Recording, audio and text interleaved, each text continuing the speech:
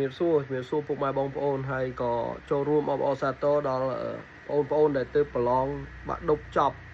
ក្មួយៗទាំងអស់គ្នាសម័យប្រឡងថ្ងៃ10សីហាឆ្នាំ2026នេះប្រហែលជាមានពាក្យលើកទឹកចិត្តក៏ដូចជាការអបអរសាទរមួយចំនួនប៉ុន្តែទុកនិយាយនៅចុងវីដេអូឥឡូវយើងនិយាយសិនថាសម័យប្រឡងបាក់ឌុបថ្ងៃ10សីហាឆ្នាំ2026នេះមានបេក្ខជនចំនួន151,238នាក់ក្នុងនោះស្ត្រីចំនួន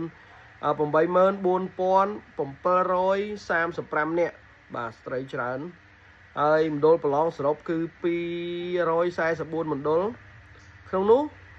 មានបន្ទប់ប្រឡងចំនួន6,104បន្ទប់ហើយបើនិយាយពីគណៈកម្មការចូលរួមរៀបចំការប្រឡងនេះគឺមានច្រើនបាទជាង30,000នាក់បាទ33,747នាក់ក្នុងនោះក៏មានសិស្សអវត្តមានដែរអត់បានទៅប្រឡងគឺ1352នាក់បាទគាត់អវត្តមានដែលបើគិតទៅប្រហែលជា 0.89% ណាមានន័យថាមានអ្នកអវត្តមានដែរក្នុងហ្នឹងក៏មានអ្នកគ្រោះថ្នាក់ចរាចរណ៍ចំនួន10នាក់ផងដែរបាទហើយមានគណៈមេប្រយោគដែលលោកជួបបញ្ហាសុខភាពអវត្តមានមិនបានមកធ្វើគណៈមេប្រយោគហ្នឹងក៏មាន25រូបដែរបាទអញ្ចឹងបើតាមការស៊ើបសួរទៅបងអ្នកសារព័ត៌មានបាទឃើញថាអីដែលគាត់អង្កេតឃើញគឺការយកចិត្តទុកដាក់របស់ការចូលរួមរបស់បេក្ខជនគឺថាឆ្នាំនេះបាទមានរបៀបរៀបរយជាងឆ្នាំណាទាំងអស់បាទគាត់ចូលរួមបានល្អហើយករណីដែលគាត់លួចយកគ្រឿងអេឡិចត្រូនិកក៏ដូចជាប្រយោងអីយកចូលទៅតាមបន្ទប់ប្រឡងនោះគឺមានតិចតួចណាស់បាទមានតិចតួចបំផុតមិនដូចរាល់ឆ្នាំទេឆ្នាំនេះគឺល្អជាងរាល់ឆ្នាំទៀតអីដែលពិសេសហ្នឹងគឺថាមើលទៅបេក្ខជនរបស់យើងគឺថាពោពេញដោយធម៌ពលដោយសារគាត់ដឹងថាបើគាត់មិនរៀនគាត់មិនចេះគឺគាត់នឹងធ្លាក់បាទគោលការណ៍ប្រឡងបាក់ឌុបតាំងពីអាដាមហងជួនអរុនលោកឡើងជារដ្ឋមន្ត្រីមកគឺថាអ្នកចេះគឺជាប់បើអ្នកមិនចេះគឺកុំសង្ឃឹមជាប់តតែខំរៀនមិនជាប់បាទអញ្ចឹងហើយ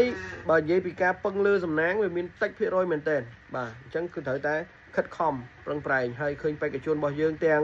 151,238នាក់នេះគឺថាពោពេញទៅដោយភាពវិជ្ជមានអ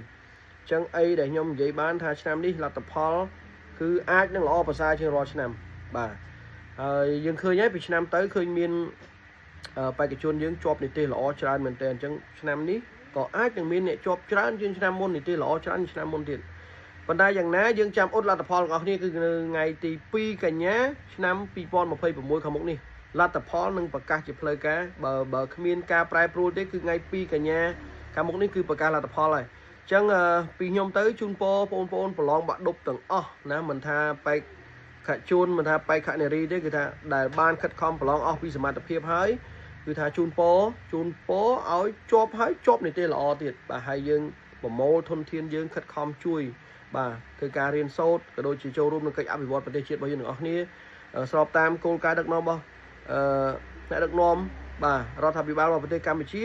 ក៏ដូចជាខិតខំបញ្ចេញសមត្ថភាពបាទសិក្សារៀនសូត្របន្ថែមទៀតនិងអ្នកដែល